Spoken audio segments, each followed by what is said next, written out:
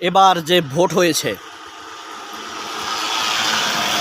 সেখানে ভিআইপিদেরকে ভোট দিতে দেখেছেন।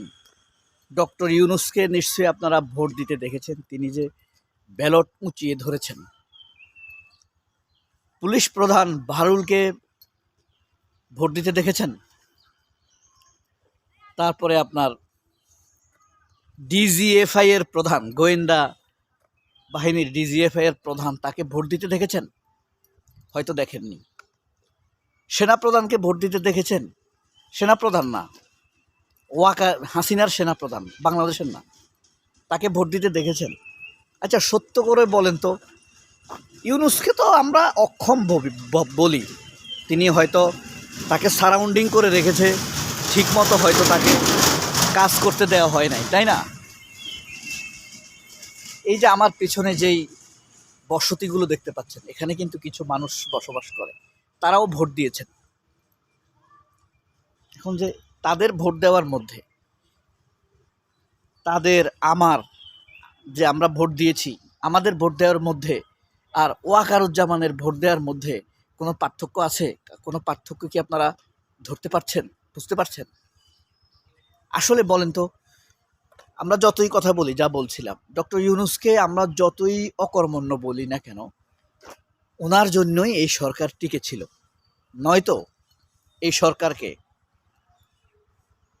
ওয়াকার, ইন্ডিয়া, বিএনপির একটি অংশ একদম হজম করে ফেলতো, তিমি মাছের মতো খেয়ে ফেলত। আপনি যতই ইউনূসকে দুর্বল বলেন, কিন্তু ইউনূসই হলো এই সরকারের প্রধান শক্তি ছিল, ইন্টারিম গভর্নমেন্টের। এটা বিশ্বাস হয় না? নিশ্চয়ই বিশ্বাস হবার কথা। তাহলে আমার ভোট, বা এই যে আমার পিছনে যেই এলাকা মানুষগুলো দেখছেন, প্রান্তিক, তাদের ভোট ডক্টর ইউনূসের ভোটের সাথে কিন্তু ওয়াকারের ভোটের কোনো মিল নেই। ওয়াকার কি আমাদেরকে আসলে ভোট দিল জাতির জন্য, নাকি চোট দিল? ওয়াকার কোন প্রার্থীকে ভোট দিছে বলে আপনার মনে হয়? সে কি হাতে ভোট দিছে বলে মনে হয়, নাকি নাতে ভোট দিয়েছে? এটা একটা বড় বাজি। আপনাদের কাছে আমার এই প্রশ্ন থাকলো, আপনাদের প্রেডিকশন জানাবেন। আমরা একটি 5 আগস্ট অতিক্রম করেছি, অর্থাৎ 5 আগস্ট হাসিনা পালানোর পর 1 বছর অতিক্রম করেছি। সেই দিবসে ওয়াকারকে কোনো উচ্ছ্বাস প্রকাশ করতে দেখা যায় নাই। গিয়েছে? যায় নাই। এমনকি 8ই আগস্ট ডক্টর ইউনূসের সরকারের শপথ হয়েছে, তারপরে 8ই আগস্ট সরকারের 1 বছর পূর্তি হয়েছে।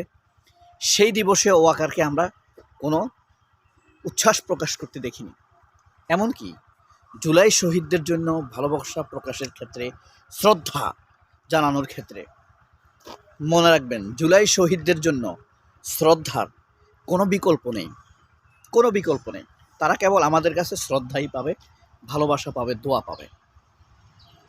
আমরা এইগুলোর কোনো প্রোগ্রামেই ওয়াকারকে উচ্ছ্বাস দেখি নাই কিন্তু। সুতরাং এই ওয়াকারুজ্জামান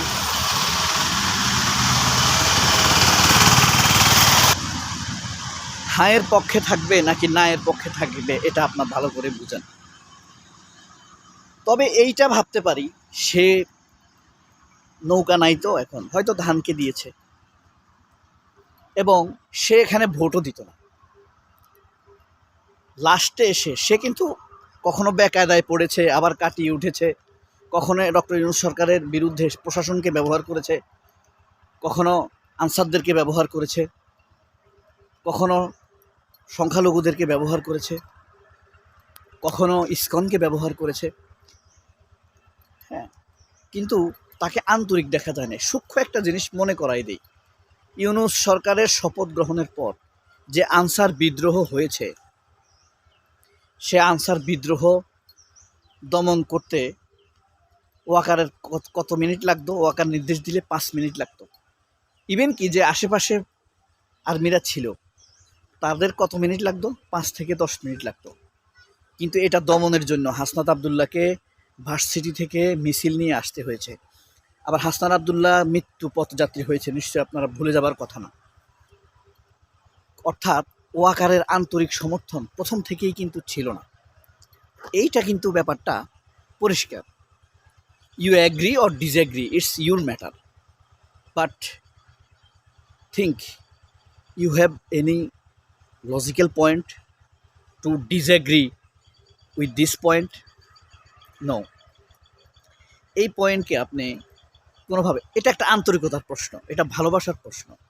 তাকে কমান্ড দিতে হবে, তারপর সে সিকিউরিটি দিবে অথবা এসব বিদ্রোহের ব্যাপারে সিদ্ধান্ত নেবে।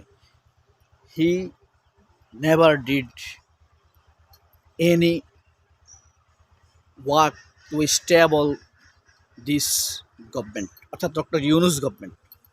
যাই হোক, এখন আমার মেইন প্রশ্ন হলো ওয়াকার কি আসলে ভোট দিছে নাকি চোট দিছে? দুইটা ভোট আমি খুব বিএপি ভোট বিএপি ভোট বলতে বাংলাদেশে কিছু নেই, সব ভোট সমান। তারপরও আমার দৃষ্টিতে আর কি মানে ভিআইপি ভোটের হিসাবে এরা কাউন্ট হবে, অথবা এদেরকে আমরা বিট্রায়ার ভোট বলতে পারি। ওয়াকার, আমার বিশ্বাসই হয় না যে ওয়াকার হাতে ভোট দিয়েছে, আমার বিশ্বাসই হয় না। যাই হোক, তবে একটা কারণে সে দিতেও পারে হাতে ভোট। কেন? ওই যে একটা ভয়, হাসিনা ফিরে আসবে, সেই ভয় থেকে, যে আসলে তো এদের ফাঁসি হবে, ইউনূসের ফাঁসি হবে, তারেকের ফাঁসি হবে, কারণ দে ভায়োলেট দ্য কনস্টিটিউশন, তাই না? মানে 72 কনস্টিটিউশন, হাসিনাস কনস্টিটিউশন যারা ভায়োলেট করছে তাদের তো শাস্তি হবে, এবং এই শাস্তিটা ভয়াবহ।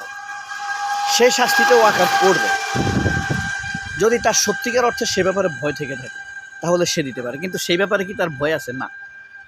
সে হাসিনাকে থামাবার কোনো অ্যাটেম্প নেই। এমনকি আমাদের সার্বভৌমত্বের ব্যাপার, যে আমাদের সীমান্তে মানুষগুলোকে যে হত্যা করেছে, টর্চার করেছে, এই ব্যাপারেও তাকে আমরা ন্যূনতম মন্তব্য দিতে দেখি নাই। দেখেছি? দেখি নাই। তো বাহারুল, পুলিশের আইজি বাহারুল, বাহারুল না এটা,